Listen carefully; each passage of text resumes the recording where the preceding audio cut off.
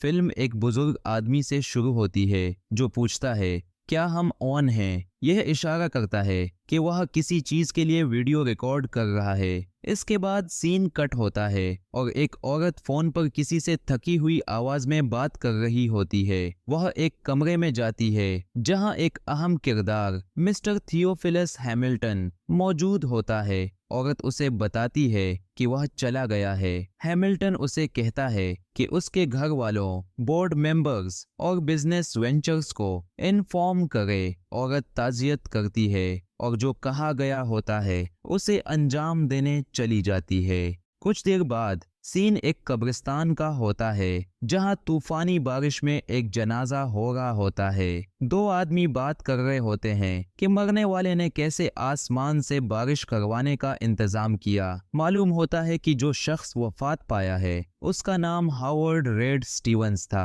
जब priest Howard के मुतालिक बात कर रहा होता है, एक छोटी सी लड़की गुलाबी छतरी लिए खड़ी होती है। वह छतरी नीचे करके बारिश महसूस करती है और उसकी माँ उससे पूछती है कि वह क्या कर रही है। जल्द ही उन दो आदमियों में से एक आगे बढ़कर अपनी ताज़ियत का इजहार करता है। वह कहता है कि हावर्ड ने ख्वाहिश की थी कि उसे टेक्सास की मिट्टी में दफन किया जाए जो उसका जन्म स्थान था। यह आदमी एक कंटेनर में मिट्टी लाया होता है और उसे कॉफिन पर डालता है। अचानक एक मसलकार जोर जोर से रॉक म्यूजिक बजाती हुई आती है। इस गाड़ी से एक नफीस लेकिन अकड़ भरा शख्स उतरता है और उसकी माँ उससे मिलने आती है। पता चलता है कि यह उसका बेटा है। उसकी माँ कहती है कि वह लेट हो गया है, जिस पर वह पूछता है किस चीज के लिए।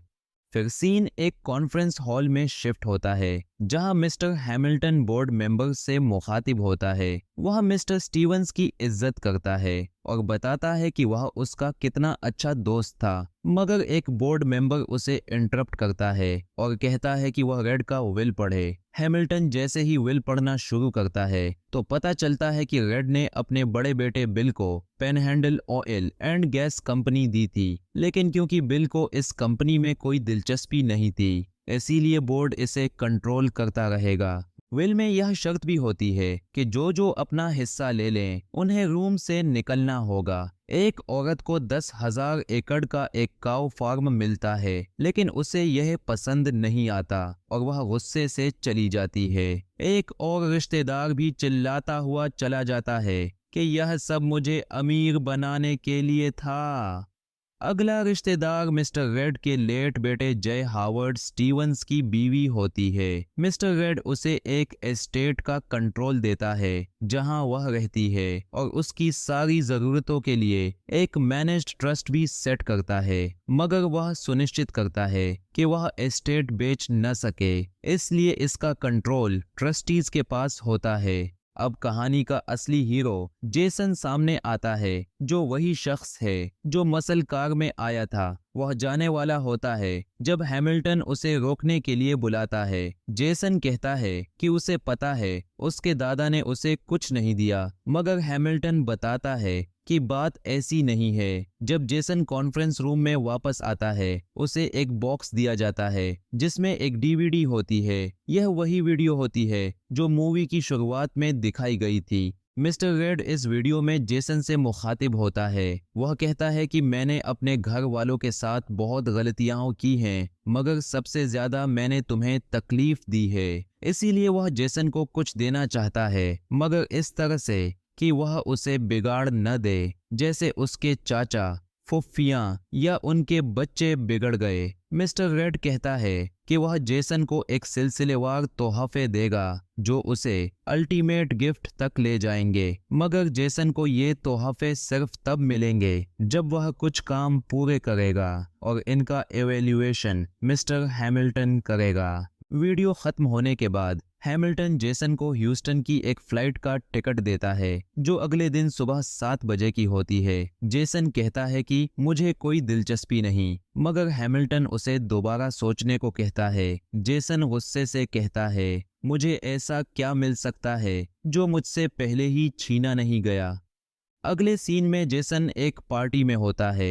एक लड़की उससे पूछती है कि उसके दिमाग में क्या चल रहा है। वह उसे बताता है कि आज क्या कुछ हुआ। वह कहता है कि मैं कुछ भी लेने नहीं जा रहा, मगर वह लड़की, जो एक टिपिकल गोल्ड डिगर लगती है, कहती है कि शायद यह सोना हो। जेसन कहता है कि रेड ने मेरी लाइफ बर्बाद कर दी और मैं अपनी रूह नहीं बेचूंगा, मगर लड़की उसे मना लेती है और वह टेक्सास जाने का फैसला कर लेता है। अब जेसन ह्यूस्टन टेक्सास पहुंचता है, जहां वह गस से मिलता है। गस उसे देखता है और कहता है कि तू ऐसा बंदा लगता है जिसने कभी काम नहीं किया। गस उसे बताता है कि आज के दिन मैं तेरा ड्राइवर हूँ। रास्ते में वह बताता है कि तेरे दादा एक मेहनती आदमी थे।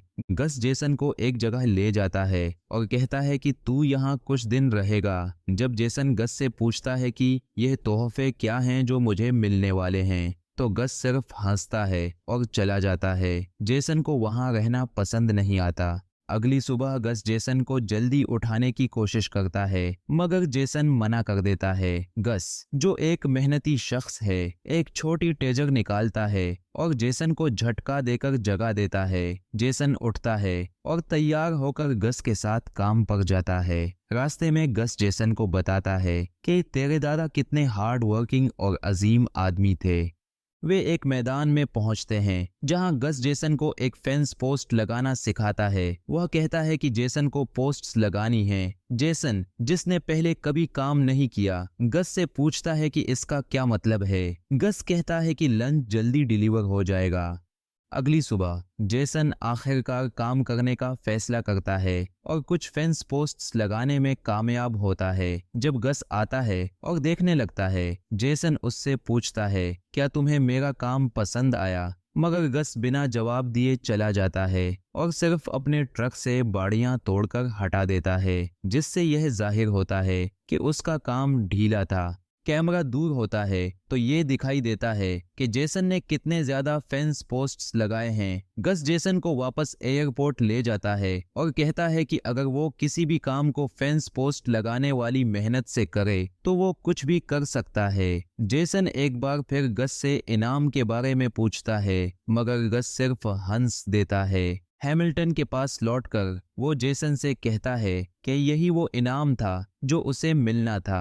जेसन जिद करता है कि कम से कम उसे ये तो पता चले कि उसे कितने पैसे मिलने वाले हैं, मगर हैमिल्टन कहता है कि इसकी फिक्र मत करो, क्योंकि ये सब जल्द खत्म होने वाला है और उसे यकीन है कि जेसन नाकाम हो जाएगा। हैमिल्टन कहता है कि अगर जेसन अगला काम करना चाहता है तो उसे उसकी सेक्रेटरी से बात करनी होगी। जब जेसन घर वापस आता है तो देखता है कि उसका पूरा घर खाली कर दिया गया है। जब वो गैराज जाता है तो देखता है कि उसकी गाड़ी भी ले जाई जा रही है। फिर वो हैमिल्टन के पास जाता है और रेड की वीडियो देखता है। रेड उसे कहता है कि इंसान तभी जीना शुरू करता है जब वो सब कुछ खो देता है। वो कहता है कि उसने अपनी जिंदगी में कई बार सब कुछ खो दिया। रेड जेसन से कहता है कि अब जब उसके पास कुछ भी नहीं बचा तो उसे पता चलेगा कि उसके असली दोस्त कौन हैं। इस बार जेसन का काम ये है कि महीने के आखिर तक एक सच्चा दोस्त लेकर आए।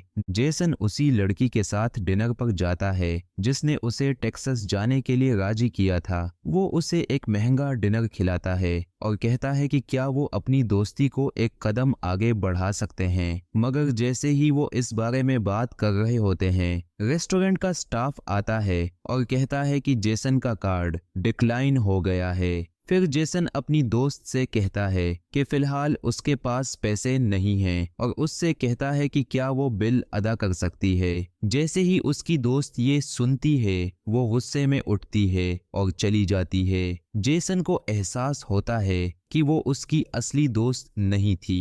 फिर वो अपने दूसरे दोस्तों को फोन करता है और उनसे एक रात के लिए रुकने की गुजारिश करता है, मगर सब मना कर देते हैं। कोई और जगह न मिलने पर वो अपनी माँ के घर जाता है, मगर उसकी माँ उसे अंदर आने नहीं देती। वो उससे पैसे मांगता है, मगर उसकी माँ कहती है कि वो मदद नहीं कर सकती, क्योंकि अगर उसने थोड़ी सी भी मदद की तो जो कुछ उसे विरासत में मिला है वो भी चला जाएगा।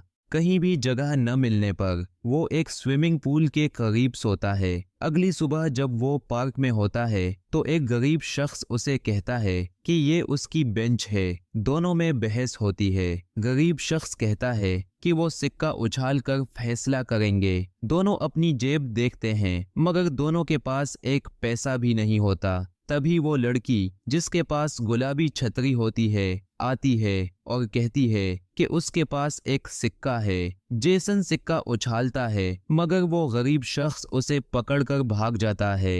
जेसन बेंच पर वापस लेट जाता है तो वो लड़की उससे पूछती है कि क्या वो उसके पीछे भागेगा। वो कहती है कि उसने जेसन को एक जनाजे में देखा था जब उसका आने का तरीका काफी अजीब था। उस लड़की की माँ उसे लेकर जाना चाहती है मगर जेसन सीधे सीधे कह देता है कि उसे एक दोस्त की जरूरत है। लड़की और उसकी माँ उसे अजीब समझते हैं और चले जाते हैं। जेसन ये भी देखता है कि उसकी पुरानी दोस्त ने किसी और लड़के का सहारा ढूंढ लिया है।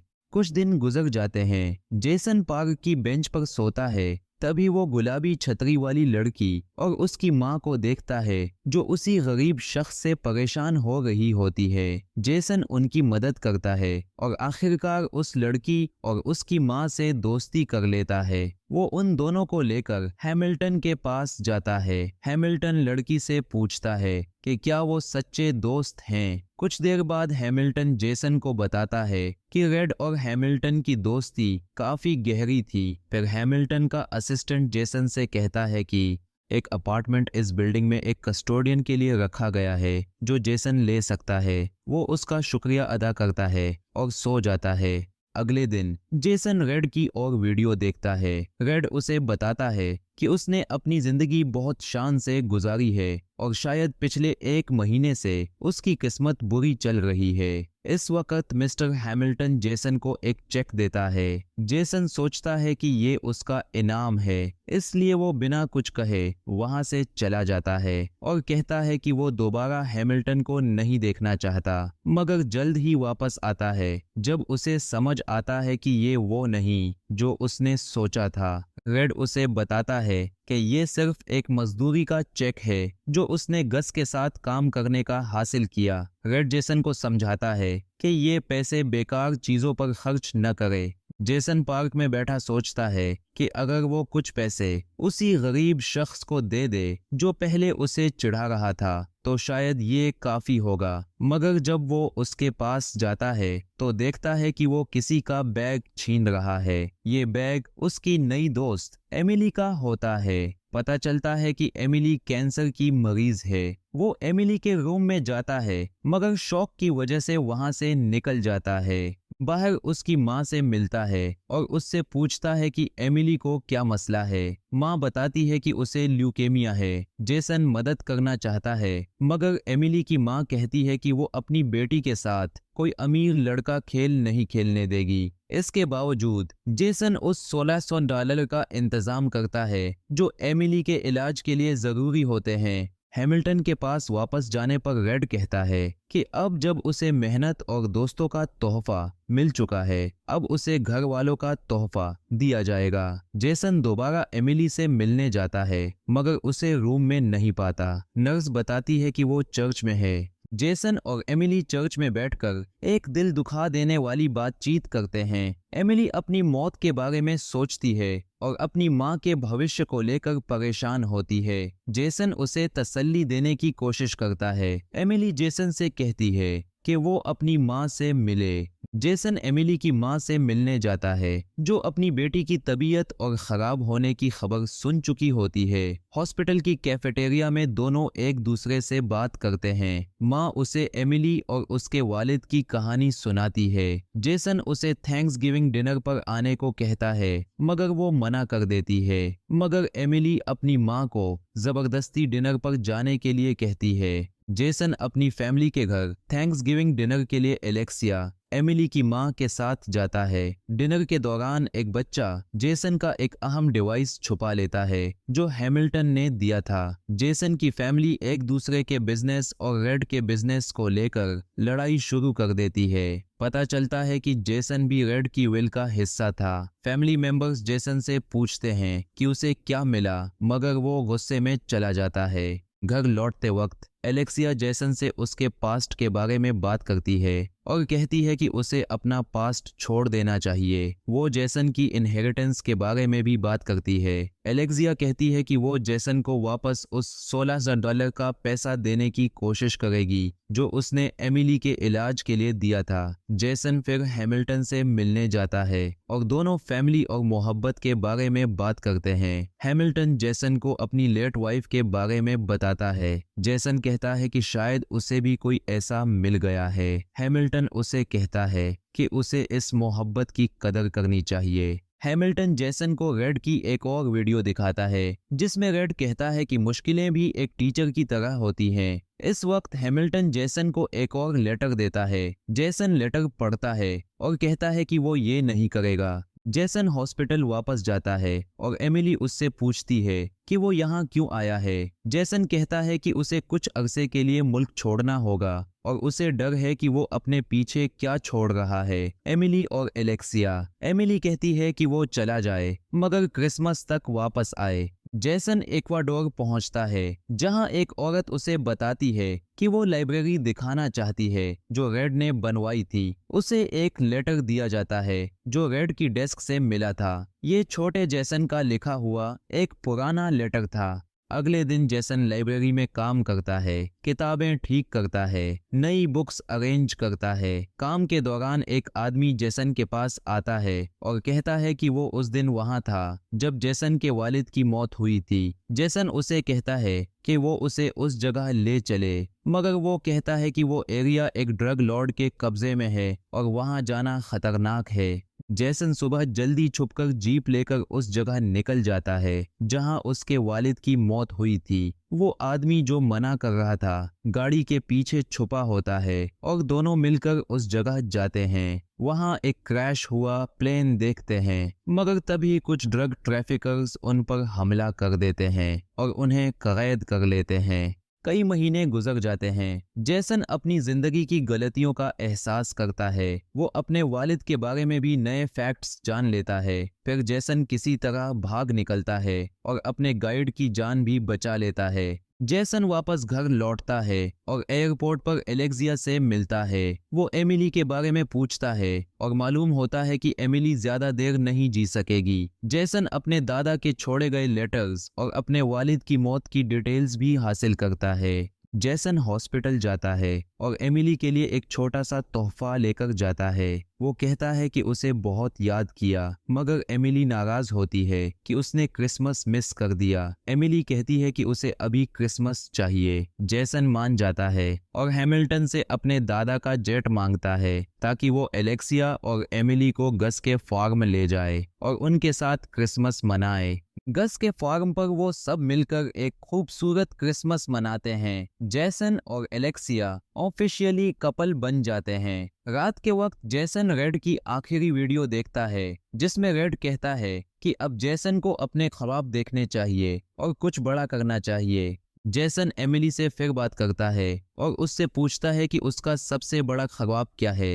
एमिली कहती है कि उसका ख्वाब एक परफेक्ट दिन मनाना था जो अब मुकम्मल हो गया। वो जेसन को कहकर जाती है कि वो एलेक्सिया के साथ अच्छा सलूक करे। जेसन हैमिल्टन के बोर्ड के सामने आता है और कहता है कि वो अब तक सिर्फ जिंदगी में बह रहा था, मगर अब वो दूसरों के ख्वाब पूरे करने में मदद करना चाहता है। हैमिल्टन जेसन को बताता है कि उसने रेड का टेस्ट पास कर लिया है और उसे $100 मिलियन मिलते हैं जो वो अपने तरीके से यूज कर सकता है। जेसन अपने वालिद की कंपनी के बोर्ड मेंबर्स के साथ एक मीटिंग रखता है और एक नए अपार्टमेंट कॉम्प्लेक्स हॉस्पिटल एमिलीज होम का प्लान दिखाता है, मगर तभी एलेक्सिया को एक फोन आता है और वो हॉस्पिटल भागती है। एमिली गुजर चुकी होती है। एमिली के जनाजे के बाद हैमिल्टन जेसन को कॉन्फ्रेंस रूम ले जाता है जहां रेड ने उसके लिए आखिरी तोहफा छोड़ा होता है, रेड की पूरी स्टेट और 2 बिलियन की प्रॉपर्टी। जेसन एलेक्सिया के साथ बैठता है, उसका शुक्रिया अदा करता है और दोनों एक दूसरे को किस करते हैं और फिल्म खत्म हो जाती है।